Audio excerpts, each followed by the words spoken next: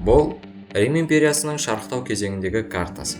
Ойлаңызшы, қазіргі Италия, Австрия, Швейцария, Германия, Франция, Бельгия, Англия, Испания, Португалия, Солтүстік Африка елдері, Балкан елдері, Таяу Шығыс елдері кіретін алып империя бастауын қалай алған екен? Ол үшін біздің заманымызға дейінгі 1-ші мыңжылдыққа саяхат жасаймыз.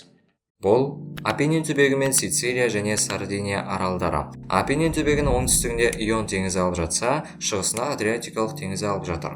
Ал батысын Лигурия теңізі мен Тирен теңізі бөліп жатыр. Бұл аймақтың климаты егіншілік пен мал шаруашылығына өте қолайлы. Мұнда шұрайлы жайылымдар мен құнарлы жерлер де көп. Географиялық орналасуы да жақсы. Сол себепті ертеден-ақ бұл түбекте тұрған тайпалар теңізде жүзуді, сауда жасауды тез меңгерген. Ал енді бұл жерде кімдер өмір сүрген? Біздің заманымызға дейінгі 1-ші мыңжылдықтың басында ежелгі Италия жерінде түрлі тілде сөйлейтін тұрмысы мен дамуы әртүрлі болған халықтар өмір сүрген. Солтүстігінде Альп пен Апеннин тауларының етегінде лигурлар мекендеген. Венеция аймағында венеттер, Падан жазығында кельттер қоныстанған екен. Орта Италияда этрустар, умбрлар, ладындар және сабиндер өмір сүрген. Самни өңірінде самниттер, оңтүстікте оскалар, Сицилия аралында сикулдар және Сардинияда норактар мекендеген екен. Ал біздің заманымызға дейінгі 8-ші ғасырда оңтүстік Италия мен Сицилияға гректер баса көктеп кіріп, жаңа қалалар салып, қоныстана бастады. Бұл кезең тарихта Ұлы Грекия деп аталады. Ал бізге қызығы, Рим қалай құрылды? Ол үшін біз Альба Лонга қаласына сапарға шығамыз. Себебі Рим қаласының тарихы осы Альба Лонгадан бастау алады. Ол туралы қазір айтып өтемін.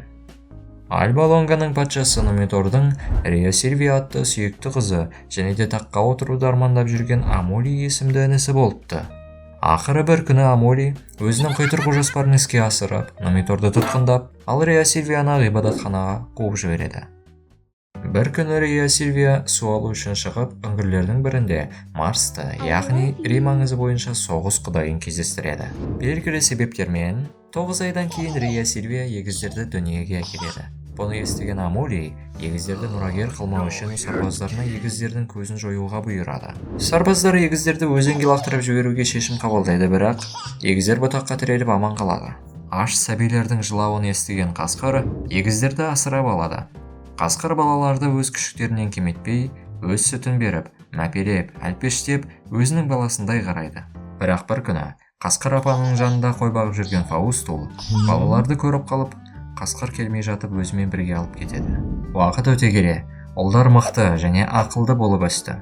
Тез арада жергілікті тұрғындардың сеніміне ие болып, өз командаларын құрып, қажет болған жағдайда туған жерлерін қорғады. Кейде көрші ауылдарға да шабуыл жасаудан қорықпады.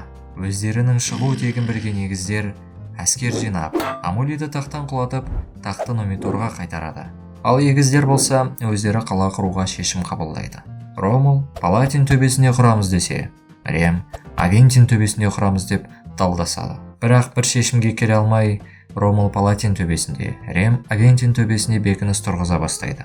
Бір күні Рем Ромулға пранк жасаймын деп өз өмірінен айырылып қалады.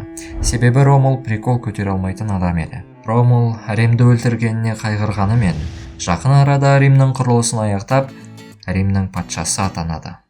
Осылайша, біздің заманымызға дейінгі 753 жылдың 21 сәуір күні Рим пайда болады.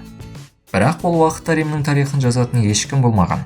Римнің тура қай күні құрылғанын қалай тапқан десеңіз, шамамен 5-6 ғасырдан кейін Рим үлкен қалаға айналғанда адамдар Рим осы қашан және қалай құрылды екен деп қызыға бастады.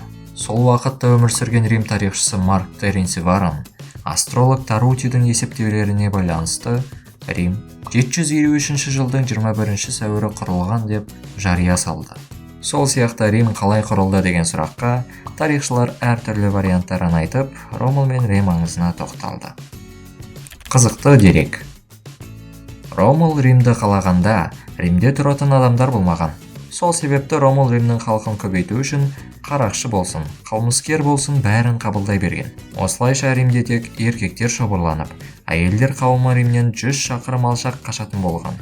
Ромул болса, еркектермен қала санын көбейте алмайтынын біліп, әр елге шабуыл жасап, әйелдерді ұрлап кетіп жүрген.